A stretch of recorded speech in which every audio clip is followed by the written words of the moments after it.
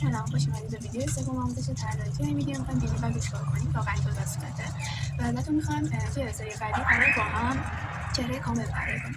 ولی ازتون می‌خوام برای اینکه توی طراحی لنگ نمونید حتما از هر یک از اون اجزا مثلا لب، بینی، گوش، چشم دوتایی حداقل کمترین حالت 5 تا 10 مدل نقاشی کنید، چون که برای اینکه طراحی قوی شه باید حساب چند کنیم.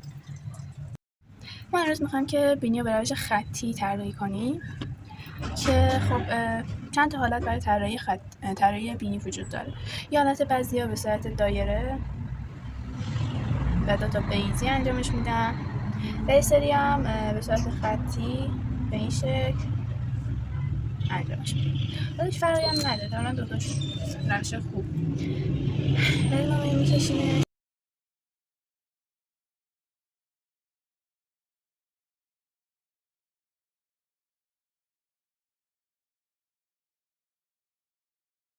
چیزش دقیقا چیه، یکی هم میکشم بعد یهو اون یکی میکشم.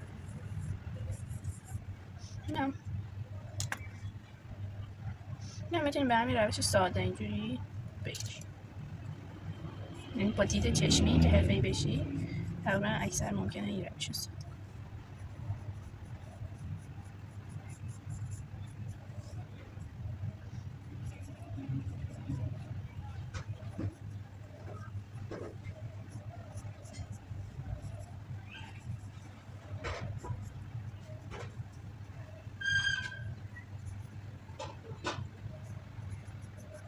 یعنی در هم دماغ شد البته داره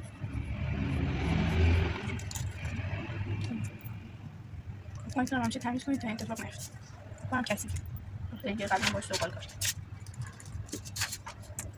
خب تا این یکی تصویرها ما اینا رو خاموش میکنیم که معلوم بشه دقیقا چی هستش. خب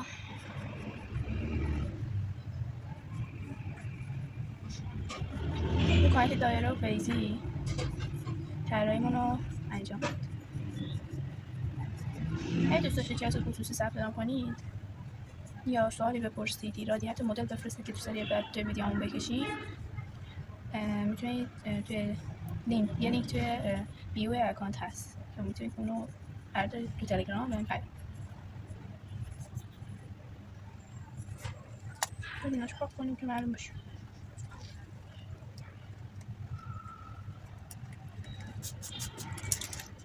وقتی که طراحی هاشو داره یه وقتی تا آبشور نزنید طرح اصلا مشخص نمیشه، ولی خب یه وقتی مشخصا تقریبا همونه. و اینکه توی مثلا این خطوط رها و تیزی داره، ما الان خطوط گردتر اینجا کشیدیم. این هم نکاتی که اگه میخواید دقیق شکل مدلتون بشه خوبه که بهش توجه کنید.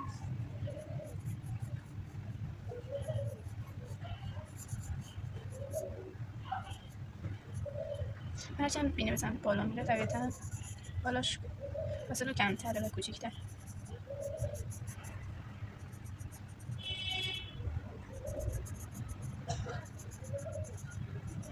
این هاشو سری میدنم که وقتمو گرفتنش و بریم سراغ چیز اصلی. من طراحیش مهم مثلا هاشو رو ایناش چون میخوام طراحیتون بد بشه. خب برای این یکی همونجوری که خط کشیده بودیم دقیقا مثل نقطه تقاطعش رو اینجا در نظر گرفته بودیم، میم خطی کشیدیم، میم جزئیاتی مثلا اینجا یه قوز داره رو اجرا می‌کنیم. بعد همینجوری مثلا اینجا من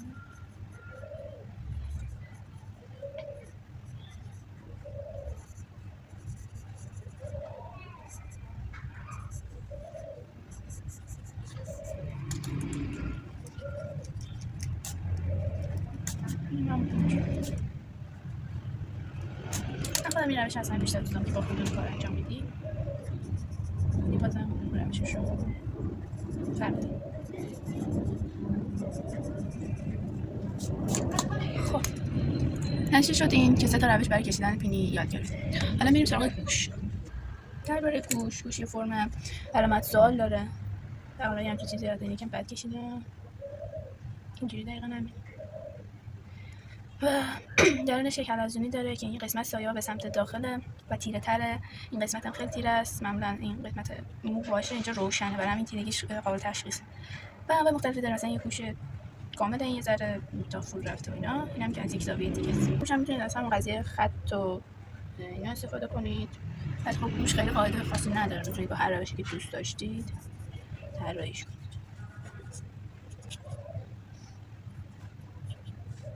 میتونید هم نرم اول یعنی مسائل قشنگ چیز و گوشتون بکشید.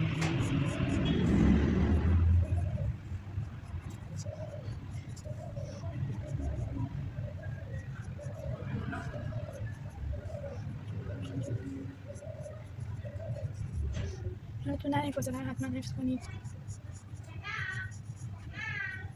که خودش با تیرگی هم مشخص. توی کشیدن گوش هاشورا باید تمیز و یک دست باشه و خیلی باید تمیز و یک دست نرم باشه که مشخص نشه. و آره حالا طراحی که خوب بشه کشیدن همه این گوش ها، ترها، چشم ها، بینی، لب همش براتون راحت بشه.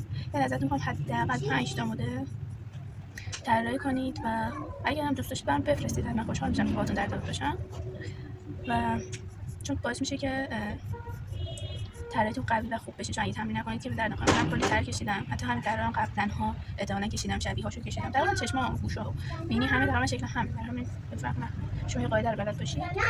بله.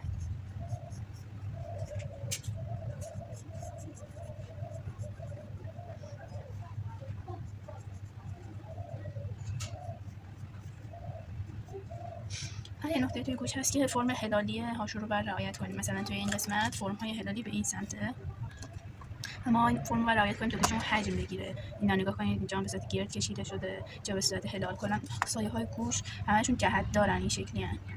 این شکلیه دیگه، پشتش هم که این شکلیه، اینم که همینجوریه، مثل همینو همینجوری.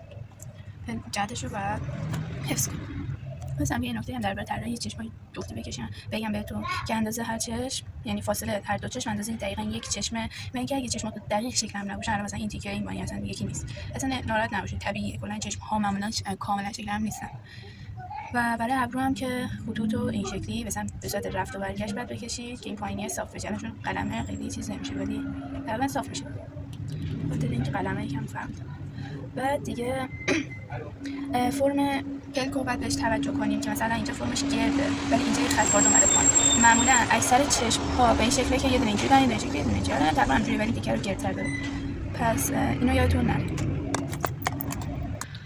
فرم چشم سرخ ممکنه که همیشه اندازه نباشه. این طرح ما اندازه است تقریبا، ولی یه وقتایی هست که این بعد مثلا این ممکنه با این اندازه نباشه، این با این اندازه نیست، این فاصلهش بیشتر همینجا که معلومه این کمتره، ولی فاصله این قسمت با این برابر.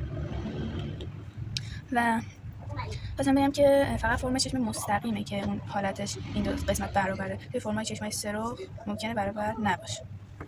امیدوارم که ویدیومو دیدید و تا تماشا کردید. حتما تمرین کنید، از هر اجزای صورت، بینی، لب، چشم، گوش، از هر کدوم برام 5 تا مدل بکشید و طراحی کنید. حالا جلسه 3 تاش آسون باشه، 2 تاش سخت باشه، یا 2 تا آسون 2 تا سخت نمیانی و حتما طراحی کنید. 5 تا کمترین حالت بعد 10 تا طراحی کنید. و اینکه توی لینک توی بیو یه لینک گذاشتم که نشناسم، میتونید اونجا من بفرستید مدلاتون، حرفاتون، انتقاداتتون و هر چی که دوست دارید و حتی بگید که دفعه بعدی ما چی بکشیم. و اینکه بعد از اینکه چهره کار کنیم احتمالاً انیمه یا فیگور کار کنیم. بعد ببینم نظر شما چیه. خداحافظ.